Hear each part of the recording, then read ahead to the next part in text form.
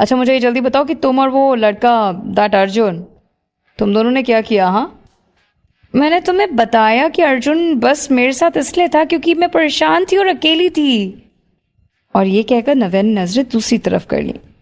उसे समझ नहीं आ रहा था कि आखिर अक्षय जानना क्या चाहता है। अक्षय ने नाराज होते हुए लंबी सांस ली और नव्या से कहा कि फाइन, मुझे पूरी बात जानी है डिटेल में। मुझे सब बताओ कि तुम लोग कहाँ गए, क्या क्या किया, एक एक बात बताओ, समझी? नव्या थक गई थी। वो सोफे पर लेटते हुए हाथ जोड़कर ऊपर देखने लगी और बोली, सेव मी, मैं कैसे बताऊं, मुझे उस जगह के बारे में नहीं पता। अक्षय ने नव्या को घूरते हुए कहा, तुम्हें नहीं पता कि वो जगह कहाँ है, फिर भी तुम उसके साथ चली गई? तुम्हें डर नहीं लगा कि तुम्हारे साथ कुछ भी हो सकता है? तुम ऐसी बेवकूफी कैसे कर सकती हो? हे, मुझे बेवकूफ मत बोलो, ओके? क्योंकि नव्या के पास क्वेश्चन नहीं था इसलिए उसने अक्षय को अपना हाथ मारा। Navya, you are idiot, stupid and dumb. Akshay जानबूझकर नव्या को चिढ़ा रहा था और बार बार ये सब बोल रहा था और साथ उसके बाल भी खींच रहा था। हाँ, तुमने मुझे ये सब बोला? हाँ, I'll kill you। नव्या अक्षय के ऊपर चिल्लाई। नव्या उसे मारने की कोशिश करने लगी। अक्षय नव्या को परेशान करने की लगातार कोशिश कर रहा था। उसने अपने दोनों पैरों से नव्या की कमर पकड़ ली और अपने हाथों से नव्या के दोनों हाथ पकड़ लिए और उसे लॉक कर दिया। अब तो नव्या हिल भी नहीं पा रही थी। ये यो यो यो बेबी, तुम हार गई। इतना कहकर अक्षय हंसने लगा जैसे उसने सच में नव्या को हरा दिया। नव्या कुछ देर तक वैसी ही उलझी रही और उसका चेहरा अब लाल हो गया था। उसे सांस नहीं ली जा रही थी, पर फिर भी वो खुद को छुड़ा नहीं पाई। गुस्सा होकर नव्या ने कहा, अक्षय, इतनी आसानी से मैं तुम्हें जीतने नहीं दूंगी, ओके?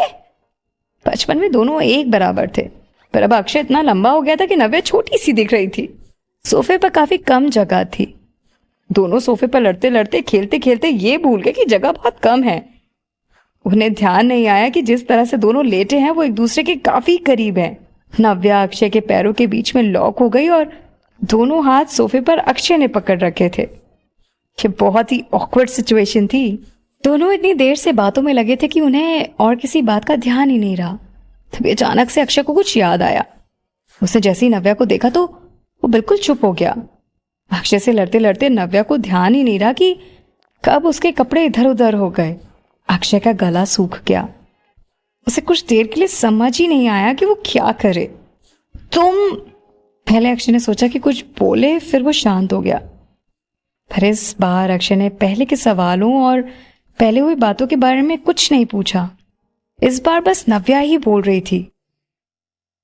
अक्षय पे बिना ध्यान दिए बस वो बोलती जा रही थी। हम बस बॉलिंग एले गए थे और आई थिंक वो जगह कॉलेज से काफ़ी दूर है। हमें वहाँ पर बस से जाने में करीब 1 घंटा लगा। या अक्षय ने नव्या की बात को बिना सुने ही जवाब दिया। उस समय अक्षय के दिमाग में कुछ और ही चल रहा था। नव्या एक तरफ बैठ गई। इतनी देर से लड़ते लड़ते नव्या अब थक गई थी और पूरा पसीने से भर गई थी।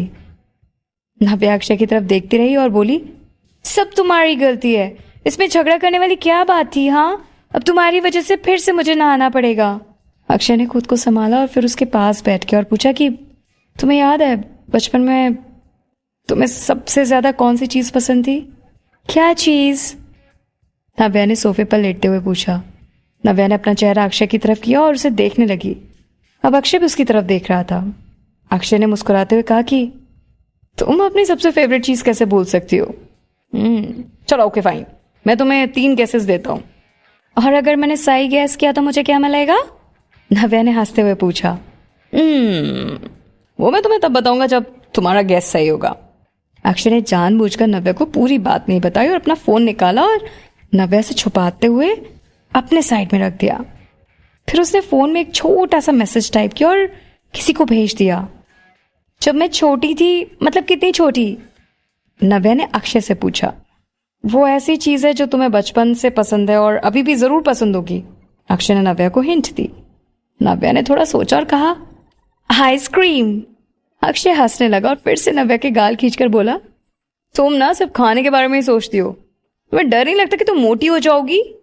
ओह, तो वो खाने की चीज नहीं है, राइट? नव्या समझ गई। वो खाने की चीज नहीं है।